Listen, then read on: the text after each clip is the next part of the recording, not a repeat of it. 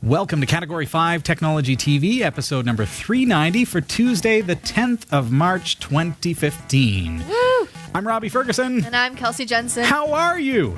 Hi. So nice to see you tonight. I'm excited. We are going to start a new series. This one's cool. How to create the world's most incredible slideshow from still images. Woo. I ain't talking about your grandma's slideshow. Or your These are going to be awesome. Your grade 3 slideshow. It's going to be a better slideshow. My grade 3 slideshow was incredible. I was innovative for a grade 3 kid. Sasha Dermatis. Hey, Hello, here's what's coming up in the Category 5.tv newsroom. A pair of exploits in hardware and software used for playing Blu-ray discs have come to light. Physicists are abuzz with possibilities for metamaterials that can be designed to have surprising properties. Fujitsu has developed imaging processing technology that can be used to track people in security camera footage, even when their images are heavily blurred. Microsoft has issued a security warning about a bug that could let attackers spy on supposedly secure communications. An expat American has been arrested in the United Arab Emirates for comments he posted while on Facebook in the US. And Star Trek Online has paid tribute to the late actor Leonard Nimoy with 2 permanent in-game statues of Spock. Stick around, the full details are coming up later in the show. This is Category 5 Technology TV. Starring Sasha Dermatis,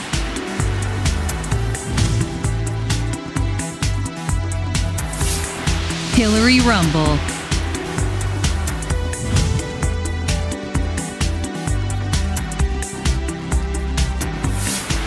Krista Wells,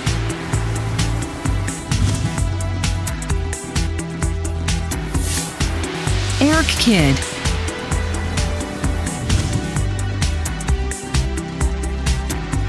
and your host, Robbie Ferguson.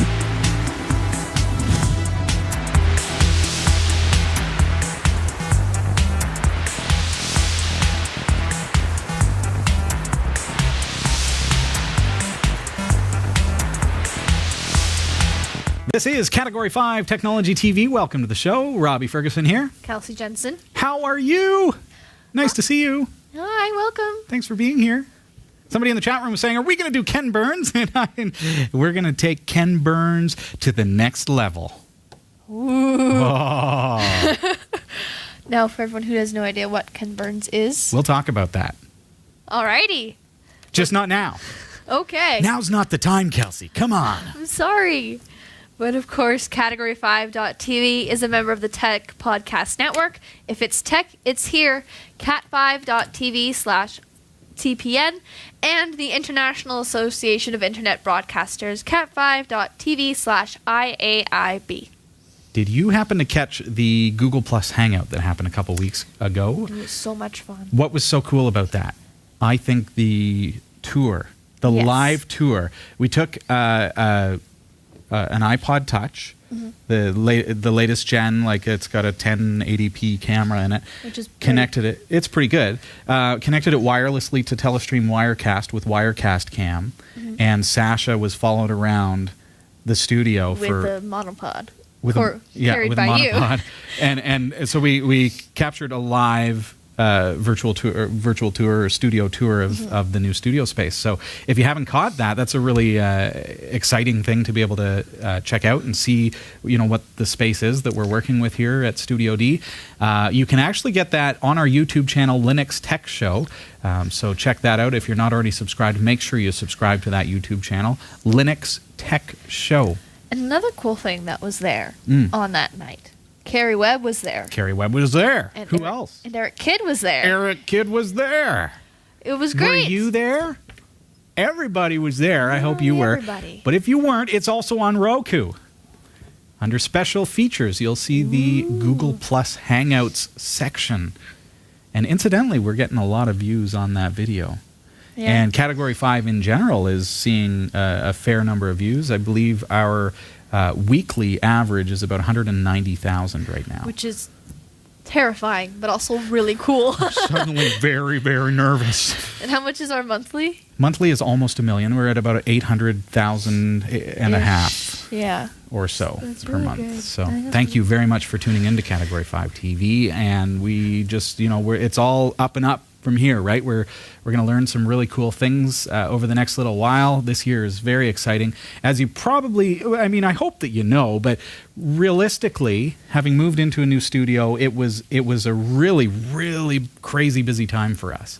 And so there was kind of that transition period of getting into the new space, getting familiar with it. Mm-hmm. We're still moving things around. I had to say to Adam, our camera guy here tonight, that we had to move the whole studio down to make way for Sasha's new virtual desk because we didn't have really the space. Cool, yeah. Pretty neat.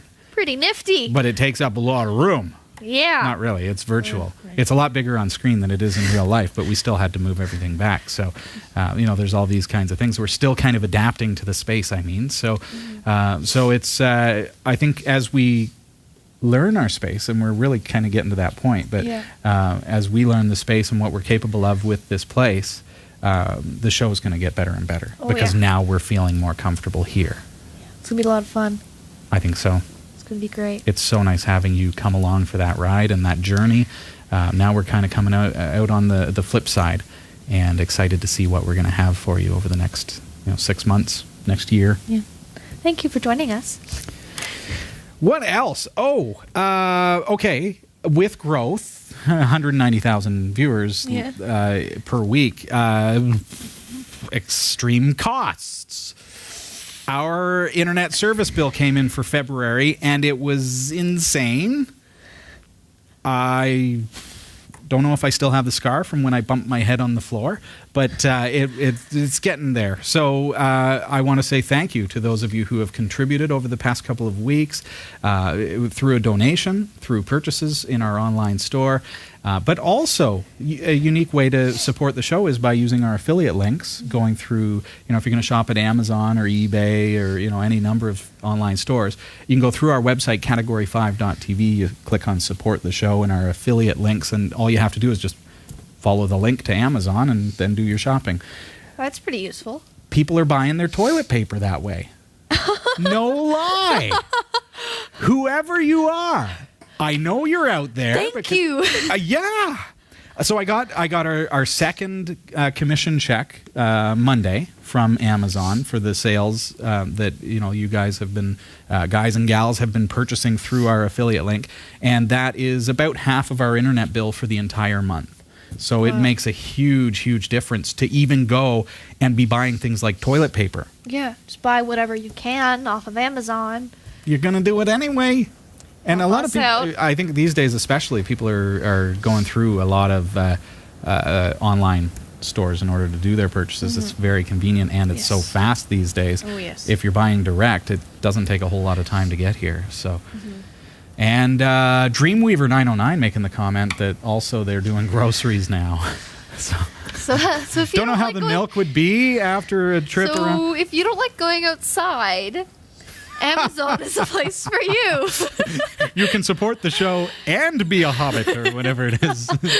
A hermit. Hermit. That's the word I was looking for. I can just throw hobbit in anywhere and it's still appropriate. Yeah. But hobbits like outside. They live in holes in the I ground. know so it was a mistake. I was trying to think of it and I missed it. So there's that. Thank you, everybody, for supporting us over the past little while and continuing to do so. It's really necessary because the new space is much more expensive than working in the basement of my house. So, Category5.tv's newsroom with Sasha Dermatis. Speaking of numbers, thank you for watching her show. She hit a milestone on the weekend. What did she do? Saturday, she hit 500,000 viewers. Ooh. She's only been on the air since October. Yeah.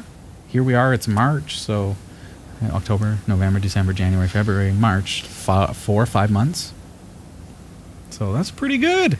Thanks, everybody. So that's another great milestone. Checking out the Category5.tv newsroom through our YouTube channel. Also at newsroom.category5.tv. The video link is there. And also on Roku. It's there. Yeah. We're on RSS feeds for her show as well, so that's pretty cool. Well, what do you think? What do I think? I know you want to get into it because this is Yes. something that is exciting to you. Yes, I As like- well as the viewers, as well as me, as well as Adam. He's all giddy. He's excited. You can see him just like, Make it so, Robbie. This is going to be cool. What we are doing over the course of the next few weeks is we are going to be learning how to create a slideshow that is so awesome because we are taking still photographs and making it look quite a bit like video. ooh.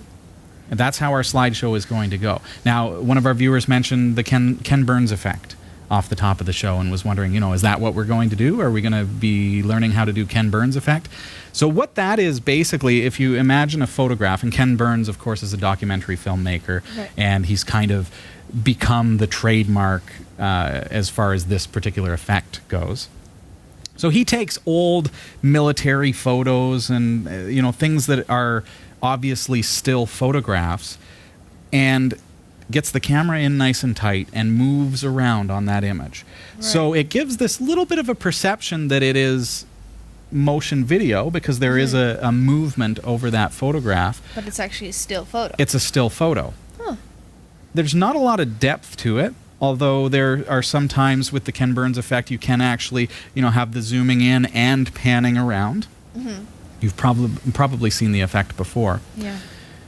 But what we're going to do is we're going to take it one step further and we're going to do some parallaxing as well. Are you familiar with what that means? Nope. Okay.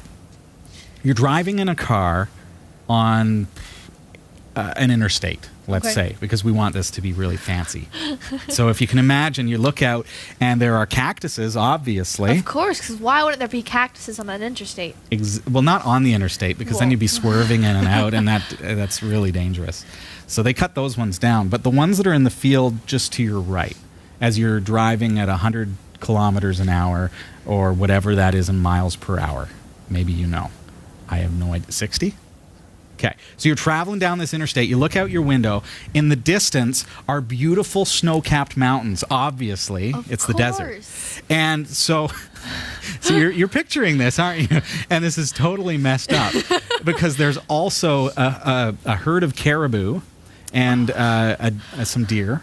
I have no idea where Forget we are about in the the animals. world. Forget about the animals. This is probably some surreal place. But Yeah, anyway, so probably as you're surreal. driving, you look out your window, and what do you see? You see cactus, cactus, cactus, cactus. But the mountain is moving so slowly in that background Yeah. as the cactuses are flying by. Right. Now, why is that? It's because of the distance to those mountains. And They're real. Between right? the cactus, yeah. And the cactuses are closer, so they're moving quite a bit faster. And anything between the cactuses and the mountains are going to seem like it's moving a little bit slower than the Yeah. cactuses, but faster than the mountain. Right. So that's called parallaxing. So where we lose that kind of three-dimensional effect in a photo is because we can't turn the photo and see the parallax effect of that photograph because it's a still photo. Now your phone does something a little bit unique. My phone's great. It's got 2 cameras on it. So what it on the back, so you can do 3D photos. And Right. it's a really it's so much fun. I was playing around with it the other day, and it's just so much fun. Can we see it? Is If it Adam- available? If Adam brings me my Adam, phone. could you've got a microphone there and you can bring that into the set if you like. Adam's just gonna, bag. Bag. You have to- so this phone is able to back. Yeah, there you go. simulate a bit of a parallaxing effect. Yeah. Hi, Adam. Oh, Thanks. how's everyone? Sorry, my camera guy could have zoomed in on you or at least raised up the camera, but no. let's No. see. So he's just Okay. a So I'm just torso gonna today. take a photo. Okay, you want to take a photo of Adam? Yes, Okay. I will. Okay. Okay. And then. So that's good. Yep, that's good. So this is going to create a parallax style image because her camera, what kind of phone is this? It's an HTC One Mate. Okay. So this has 2 lenses and is able to create a very if subtle. if you scroll in here, or if you zoom in, I guess, you can see it. Well, There's he's- one up here, and then there's one. Oh, okay. down Yeah, here, yeah, yeah. Like up And there a down cool there. robot. Yeah. So this is able to create a bit of a pseudo parallaxing effect. There you go. So if we can show that to the camera, and if you can get in there, now as you tilt the phone, see how the back behind him, that gives a real kind of perception of it. It's popping out of the screen, isn't it? A little bit. I don't know how well they can see it, but It's a little bit harder on yeah, camera, just because of everything. but you can kind of see that effect of the background moving at a little bit of a different rate than the phone or the. So that's a bit of a parallax effect, Yeah. but it's very, very subtle because it's created by two lenses taking two pictures at the same time, a bit of a 3D kind of effect. Yeah. But cool nonetheless.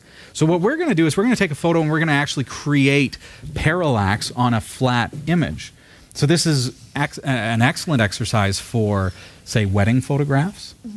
Perhaps some nice photos of your family. You know, you go for a family hike or take a vacation and you want to do something a little bit nicer. For example, kids building a sandcastle or something, and that would make a really great parallax photo. So you take this still photo, even though you don't have equipment to do something fancy like your phone does. We can take a still photo and then parallax it so that we can actually move around in that photo space just a little bit, so that it creates that kind of video, like almost like a slow motion video, so that we've got that real slow kind of pan, but because of the parallaxing that we're adding, it actually kind of moves the background at the same time as the subject and gives us that 3D effect. Now, at the end of this series, you're going to actually be able to see this very effect, but we're taking the wondrous kind of trip to that point. So you're going to learn along with us as we learn to do this. Another example of where this may be good is, say you've got old photos, right? Photos of people who are long gone, for example, loved ones, or even historical photos, that you want to do something a little fancier for when it comes to your presentation or something along those lines. We can do some really, really cool with stuff with those old photos. Of course, we all have photos that are just our favorite photos. You just happen to be at the right place at the right time, and you've got one of those Kodak moments, if you will, and that is the photo that I want to use to do a parallax effect. Now, for tonight, for our first demonstration in the series, we're going to be taking a look at this photo of my kids on bleachers in Haliburton County. This is in the town of Haliburton. And so sitting there on the bleachers, we want to take this still photo, which using Ken Burns' effect, we could do something, along this line where we can, pan over the image. Now, I'm not actually animating. I'm just simply dragging the bar. So that's kind of the Ken Burns effect with maybe a little bit of zooming in at the same time. Yeah. So it has that kind of a thing to it. But we're going to take it to the next level. So first of all, now this is quite a process per photo, but we want to learn the basics of what is needed in order to do that. So basically, what we want to end up with is layers. Okay. So when I create, if I was an artist and I was able to paint, I would first create the background layer, and then on top of that, say in Photoshop, I would create the next layer and the next layer so that I can move things around. Now, with a still photograph, we don't have that advantage unless you happen to plan it out in such a way that, I was smart. I set up a tripod, I took a picture of the background first, then I got the kids in there, then I took the picture of the kids. Then it's a lot easier to work with. But if we you don't have that. We don't have that advantage, so we've got to work with a photograph from the archives that was taken with a camera just in my hands and just snapped, and now we want to turn it into video. So that's a little bit tricky, but if you follow along, as I say, you're going to learn how to do this entire process, but we do need layers. So what we need to do, first of all, is duplicate our layer. Never work on your master layer, because if you break something, you want to be able to go back. So I'm going to turn off that top layer, and then I'm going to work on my bottom layer here. I'm using the GNU image manipulation program. I love it because it's free. And yay! And it's awesome. Does pretty much the same thing as Photoshop without the cost. Exactly. There you go. She hit the nail on the head. I was thinking we should have a jingle that we maybe can sing every time we introduce the GNU image manipulation program. GNU image manipulation. Yeah. It's really great, and it's free. It's available for Linux, Mac, and Windows. Well, that's pretty. Can't go wrong with that, right? So that's free software that we're using tonight. We're going to do our best to use all free software throughout the course of these demonstrations so that you can follow along without having to spend any cold, hard cash, and then instead you can just donate it to us. Yeah. Don't spend $60 on a Photoshop Don't even. program. Spend $60 on us. I like her style. This is why we keep her around, folks. Okay, so here's my photo. Lovely little picture, but here's the thing. Okay, remember, I've got two layers here so that when I've edited the bottom layer, the original, I still have the top layer to work with. What is another thing we should do often? Save and save often. Save and save often, and save all your layers. Yes. So don't save as a JPEG because then you lose your layers. Plain and simple. So we're going to learn about that in just a couple of minutes' time. So there's the clone tool over here on the right-hand side. Looks like a little bit of a stamp. Don't get lost. If you hover over it, it will say clone tool. All right, I know what that is. It's the clone tool. I have selected the layer that I am currently viewing. See how it's visible? Now it's not, and then it is again. Okay, so now the clone tool, exactly. What I've done is I've clicked a single click. You know what I'm going to do? I'm going to turn on my, right now you can't see my mouse, can you? So I'm going to just do a little quick thing here. We're going to go comp is -- replace and kaboom. Now you should be able to see my mouse. Yeah. Lovely thing. Okay. So as I hold in my left control key and click somewhere on the image, it creates this crisscross. Now, if I go over here and I draw over my sun, notice what I've done. All right? I'm going to undo that because what I first want to do is I want to make my brush a lot larger. So over here, remember, we've got the clone tool selected. My brush size, it is actually on my right-hand side here. The size is set to 20 pixels right now. Now I want to increase that. We want a whole lot bigger than that. Yeah, like 380 is like that. This is a big image, by the way. So that's going to fit right in between the bleachers, so that's kind of cool. My image that I'm working with is 4,900 pixels wide and 3,200 pixels high. That's pretty big. Yeah. So as I control and then click, now if I click on my sun, it's painting over him with what I clicked over here. Okay? So what I need to do is I need to create that bottom layer of my image because I didn't have the convenience of having the camera on a tripod and being able to snap the background and then snap my kids in the shot. Yeah. It doesn't always work that way when you got kids. You take what you get. That's how it goes. You leave the rest. Yeah. Okay, so I'm going to undo that. We're going to do the best job we can. We need to look at my boys and my daughter and see, okay, what is happening in the background. Now we see that there are some yellow flowers. So what I want to do is I want to control and click. I've sampled those yellow flowers. So now if I click up here, I'm drawing with that texture. See that? So now if I click over here, I'm able to draw over top with that texture. As soon as I hit his foot, it's going to start sampling his foot. See that? So I need to then stop clicking so that it goes back to its sample over here and then start painting over top again. And I just need to keep on doing that. I'm going to zoom out just a little ways so that you can really get a feel for what it is that I'm doing. So see what I'm doing? I'm not painting over. See, I got a little bit of the bench there. So I may want to move my control click into, say, this tree and bring some of that tree out this way. See that?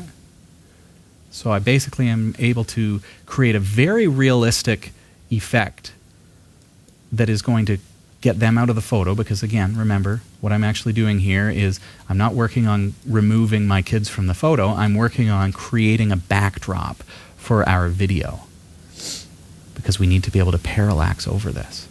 There we go. Okay, so I'm going to control click down here, get rid of some of this stuff here, get rid of the bench. And over here.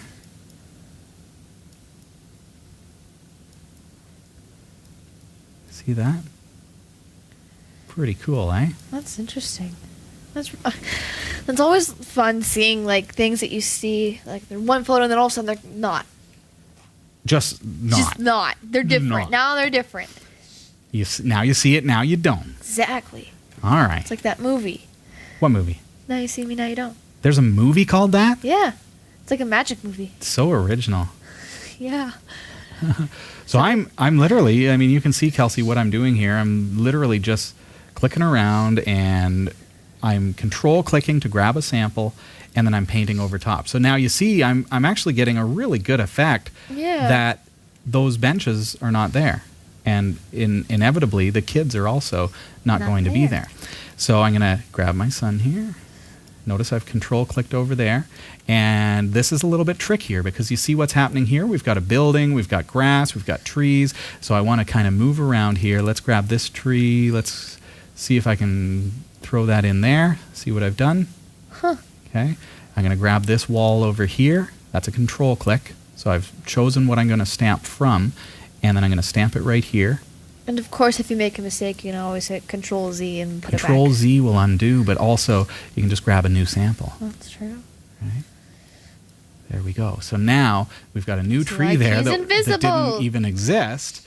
And now I can control click on the area that I've just created and continue to work downward or pull my daughter out of the shot. Don't worry, Tally, I'm going to put you back.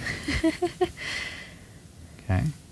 So now you see what's happening. I'm starting to get to the point where I need to consider how the green of the foreground interacts with the kind of darkened shadows of the background. But that's starting to look pretty good. So if I zoom out, I've got this kind of nice greenery in the front. I need to get my other boy out of here. Oh, Maybe not with that I missed one. my... Yeah, I'm going to grab a sample of the building and drag over. Except now part of that tree's gone. Yeah, that's okay, because, see, we plan it out. Ooh. See that? Planning. Yeah. I hit Control Z because I didn't get the line just right. So now I can grab this tree and keep going down.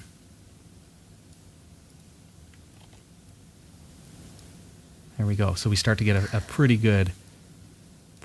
Now this particular thing doesn't have to be exactly perfect, and the reason for that is because the kids are still going to be on the shot. Mm-hmm. They're still going to be on top. The background doesn't have to be perfect. We just don't want to see remnants of the kids' shoulders in the background. Yeah. Because that just wouldn't make any sense. No, it'd look like you'd have two children and something's really wrong. That's a weird 3D effect. So now we've got this background that looks like it's going to work pretty well. I can turn back on my foreground and you can see there's my kids and there's the background.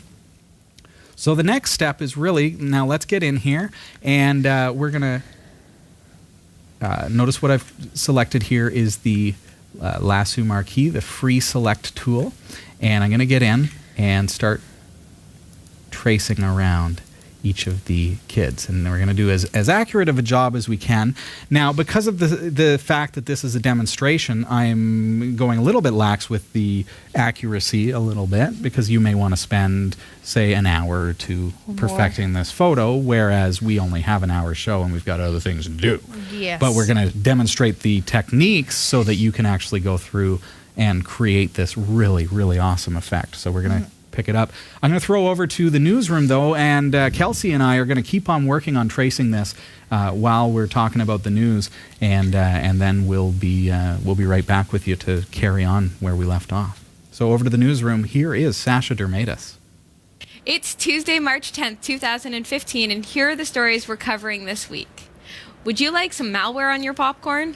Security researcher has found 2 seriously scary exploits in the way Blu-ray runs hidden code in the background. How can one material make our shoes more comfortable and protect power plants from the effects of earthquakes at the same time? Progress is being made on metamaterials and will give you the latest buzz. Computers can now detect and track people even from very blurry security video footage. The newly announced Freak bug allows the interception and easy decryption of supposedly secure data. A man has been arrested for dissing his employer on Facebook and could face up to 5 years in jail. And the massive multiplayer online game Star Trek Online has paid tribute to Leonard Nimoy, who passed away on February 27th. These stories are coming right up. Don't go anywhere. Chroma Key green screen kits are on sale now at cat5.tv/green. Save over 50% off the regular price. Get all you need to build your very own green screen studio and start doing special effects for video or still photography now. cat5.tv/green. I'm Sasha Dermatis, and here are the top stories from the Category 5.tv newsroom. A pair of exploits in hardware and software used for playing Blu-ray discs has come to light. Stephen Tompkinson, a security researcher for NCC, presented his research at the Securite conference at Alberta University in Scotland on Friday. At the event, he showed how he'd been able to create a Blu-ray disc that detects the player it's running on and then chooses one of 2 exploits to install malware on the host computer.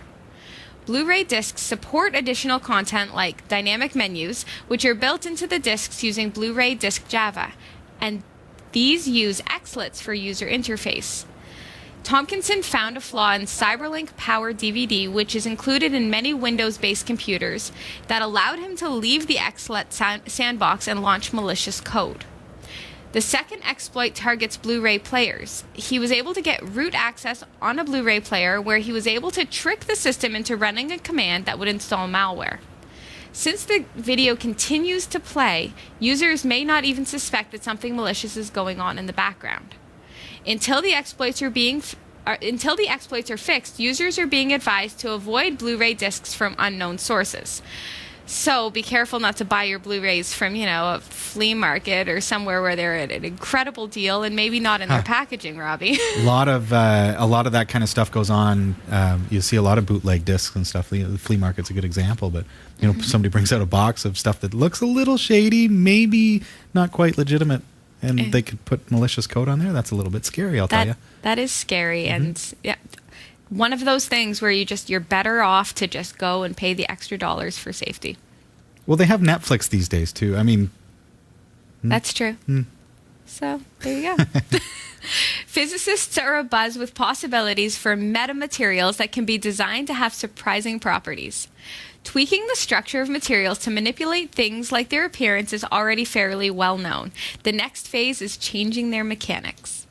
A major conference is alive with ideas, designs, and samples, including springy ceramics, unfeelability cloaks, and programmable rubber sponges. They could help build spacecraft tiles or even terrain-sensitive shoe soles. Professor Martin from the Karlsruhe Institution of Technology in Germany works on cloaking, but not in the way you're thinking. His aim is to make things invisible. His aim is not to make things invisible, sorry. Which one will it be? They will not be invisible. Instead, he wants to hide them from physical forces. And last year, his lab produced a honeycomb-like material that made an object beneath it unfeelable.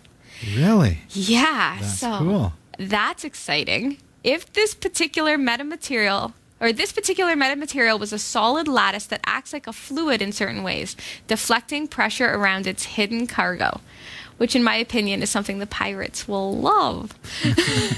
In this picture, a small honeycomb structure made from the material was able to successfully cloak the cylinder beneath it from being felt.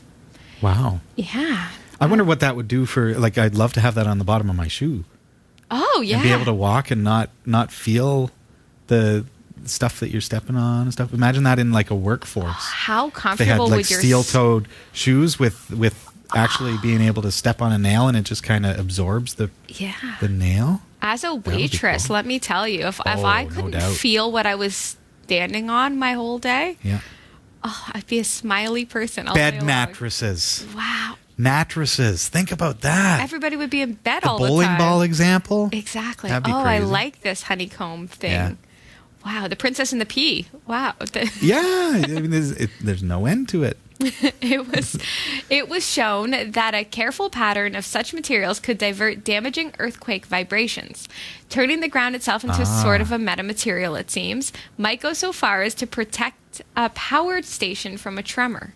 So that's an amazing development. Use for it there. Yeah, that's very cool. So you think in an earthquake environment where the foundation would shake, possibly crack or fracture, and in a power plant or a nuclear plant, you'd have some serious problems caused by that. My assumption is, though, it's probably something that can't be retrofitted, which means it would be new builds. Yeah, right? exactly. But I mean, there comes a point in infrastructure where some of these buildings have to be rebuilt anyways, or through expansion. I mean, they're building new buildings all the time, but maybe some of these old buildings need to be rebuilt because they can't be retrofitted. But that could be an answer to a lot of problems.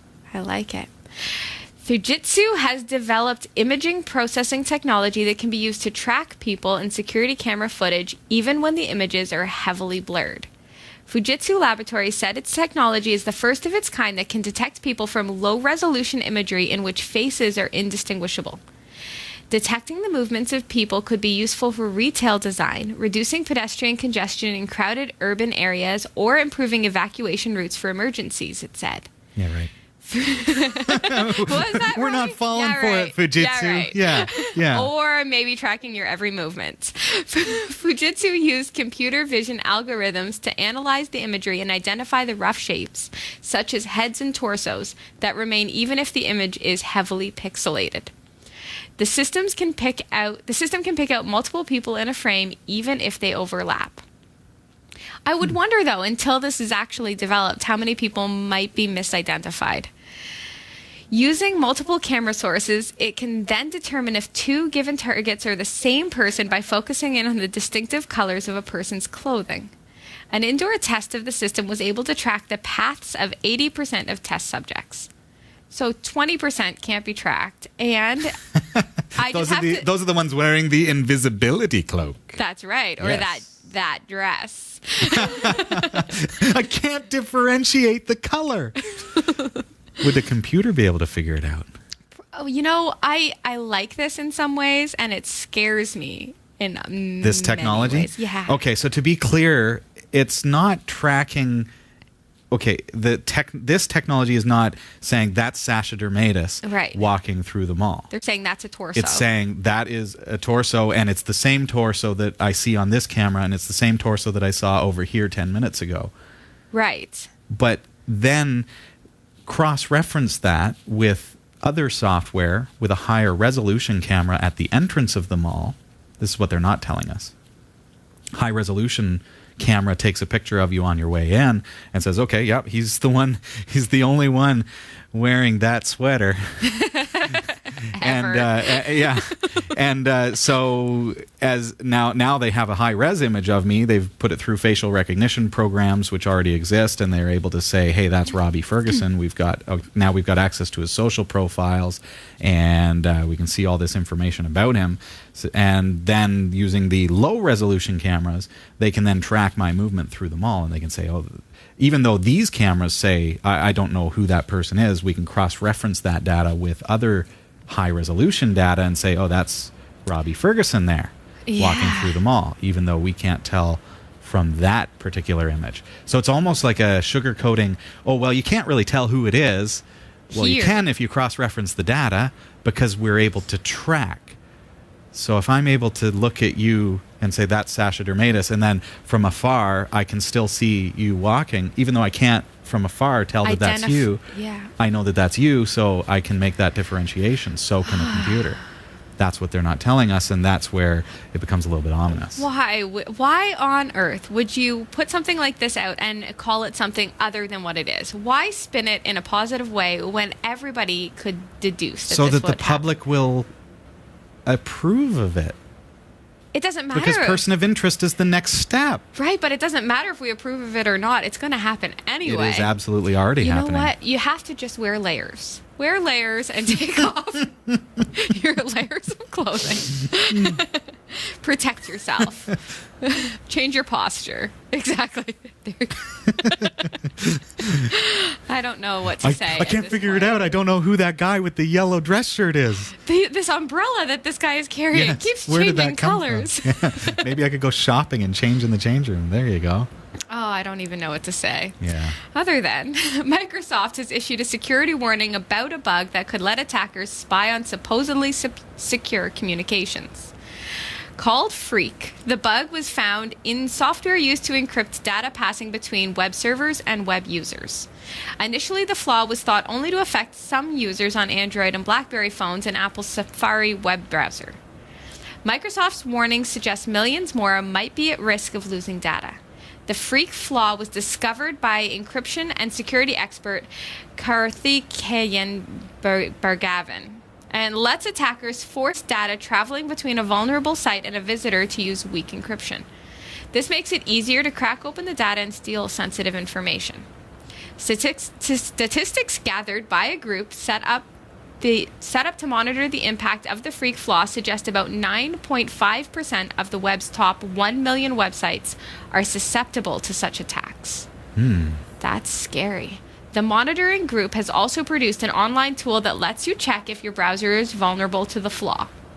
You can access this tool and learn what you need to do at freakattack.com.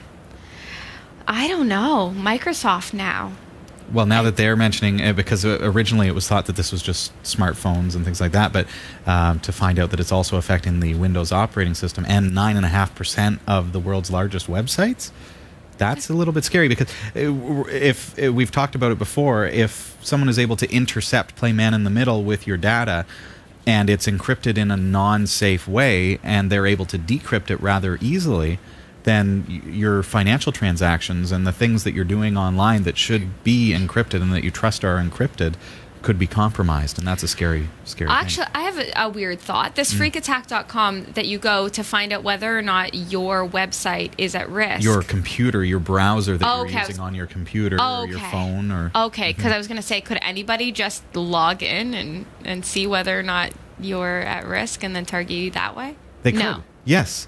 However, through this service, it will just simply tell you if your browser is affected by it basically exploits your browser. It tests if it is exploitable. And then it sells you a fix. But there's no... Yeah. And then click here to shop on Amazon now that we know. Exactly. An expat American has been arrested in the United Arab Emirates for comments he posted on Facebook while in the U.S. Helicopter mechanic Ryan Pate wrote on Facebook while in Florida after arguing with the global aerospace logistics over sick leave. On returning to Abu Dhabi from Florida, he was arrested for breaking the country's strict cyber slander laws. The laws were introduced in late 2012 and make it an offense to use the net to mock or deride organizations and individuals. His trial is due to start on March 17th, which is St. Patrick's Day, and he could face up to 5 years in jail and a large fine if found guilty. Well, he was on sick leave and in the U.S. while supposedly working in the United Arab Emirates. I don't know. I think that there's something more to this Sasha, story. don't judge. Come on. Just because he's on a beach in Florida doesn't mean that he's not recovering from something. No, as far as I understand it, he's seeking medical help from American doctors. Oh, okay. And so to be on sick leave from your work in order to be in America receiving care, and it would be frustrating if you're here, in the United States or Canada for medical treatment, and you need to stay longer, and your employer won't let you. That's true.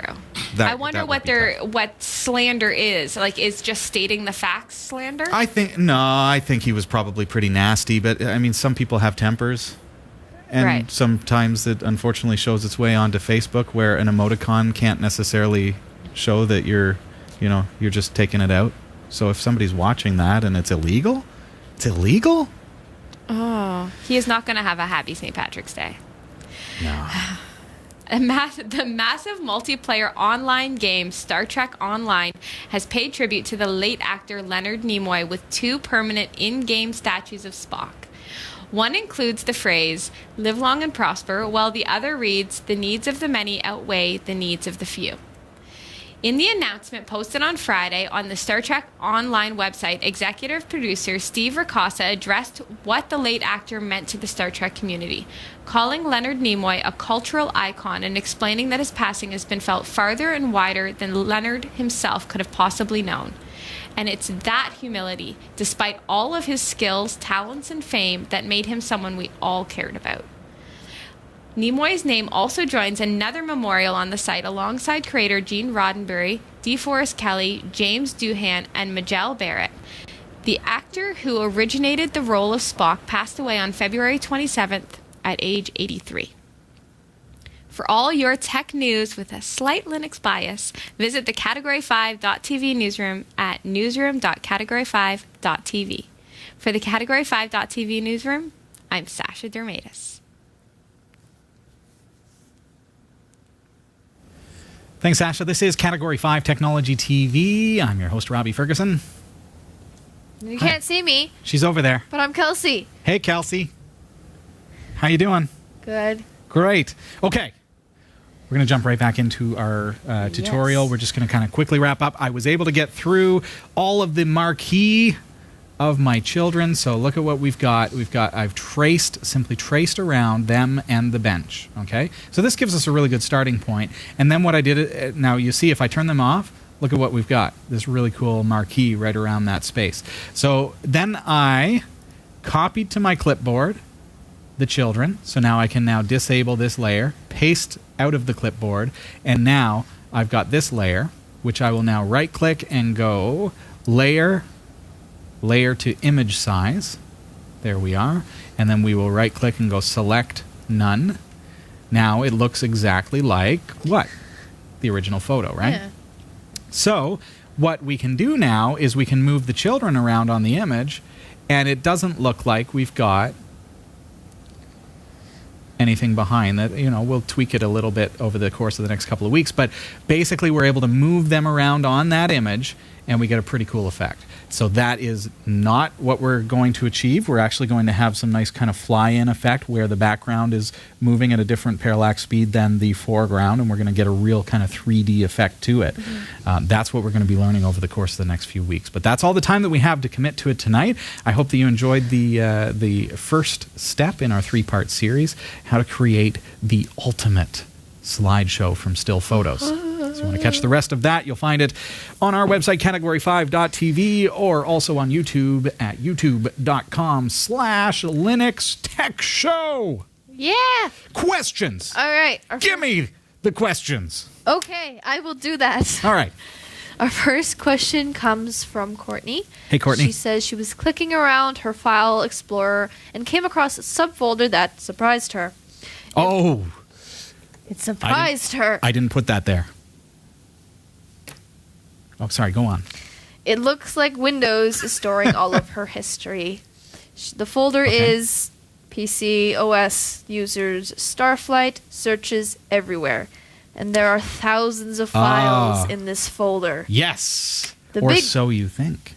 Yeah, okay. Sorry. The big question is, can she delete them all?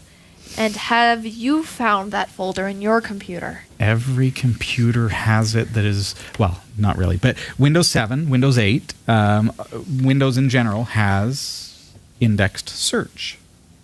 Okay. Do you know what that means? No. When you go into My Computer, or Computer on the newer operating systems, you've got a search ability. So you can type in star.jpg and boom, all of the JPEG files on your computer are pretty much instantly up on your screen. Doesn't take a whole lot of time. No. Pretty nice. How does it do that? It indexes reference points, basically, we'll call them, okay? It's not the technical term, but reference points to those files. Okay. They're not the actual files, they're references to the files. So that Windows can very, very quickly find them when you do a search.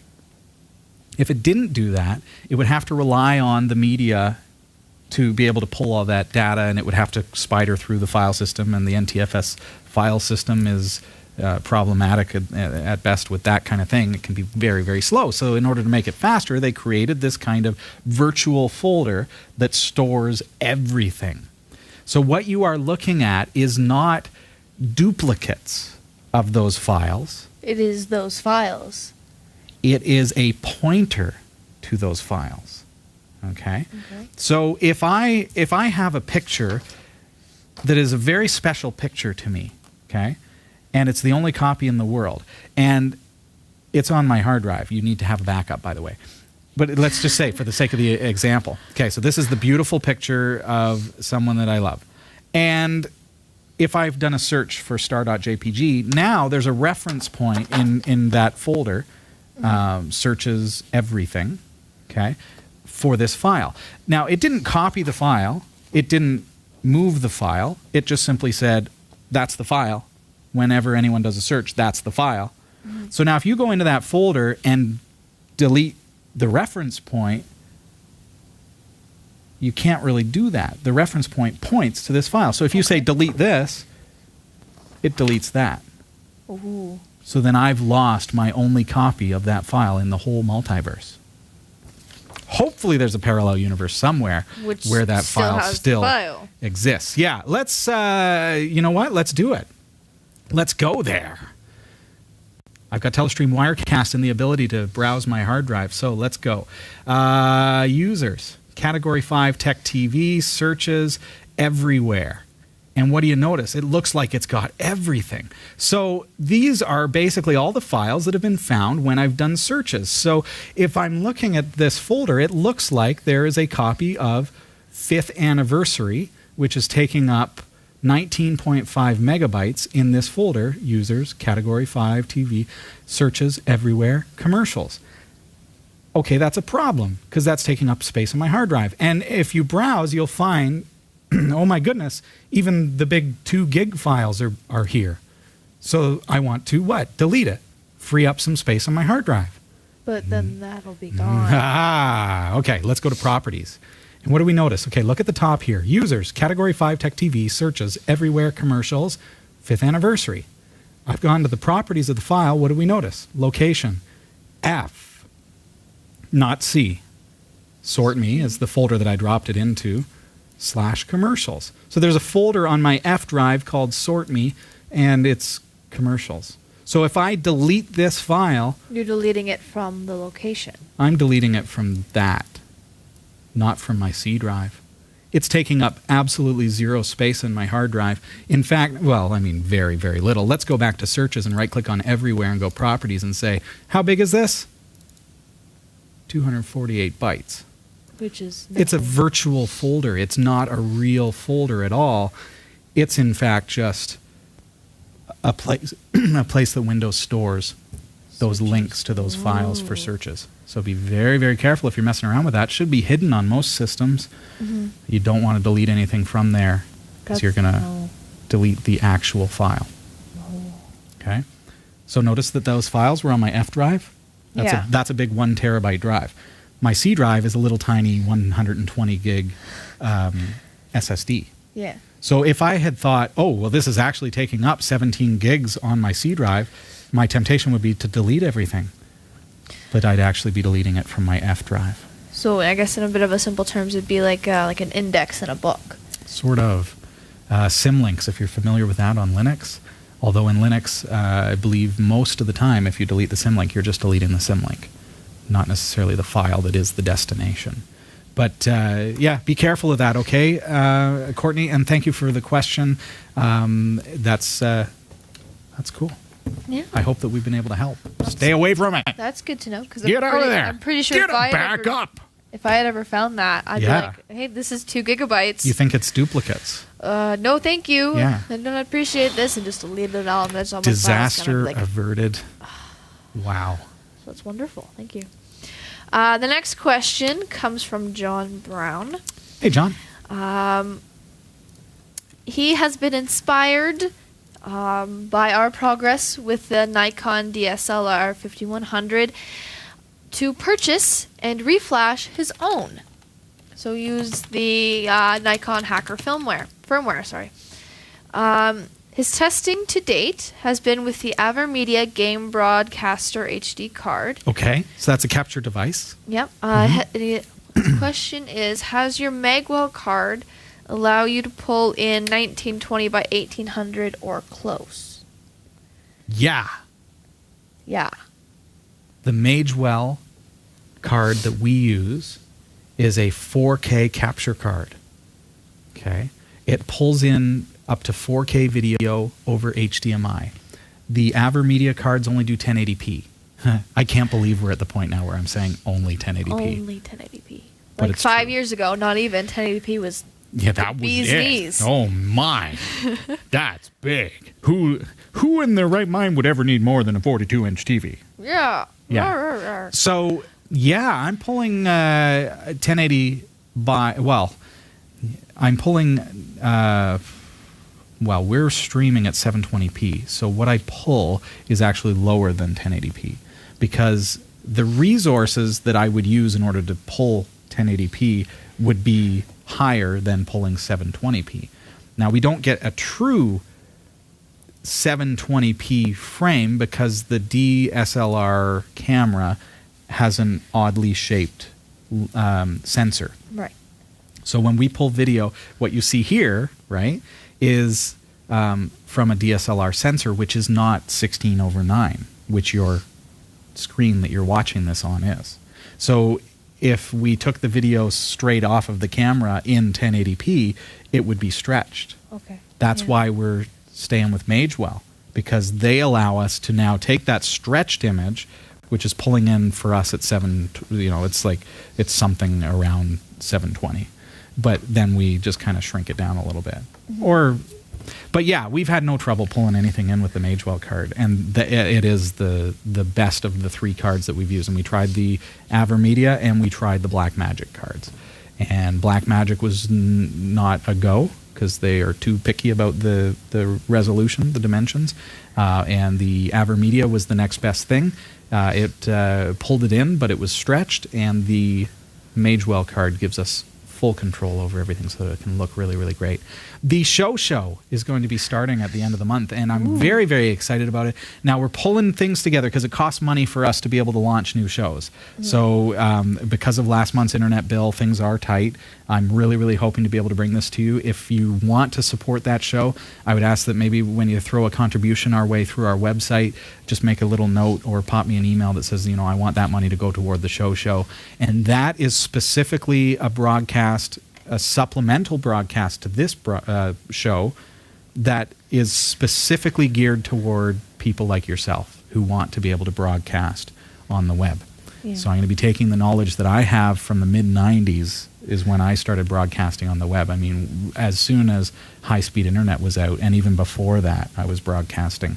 So the knowledge that I have, I hope, is going to help a lot of people.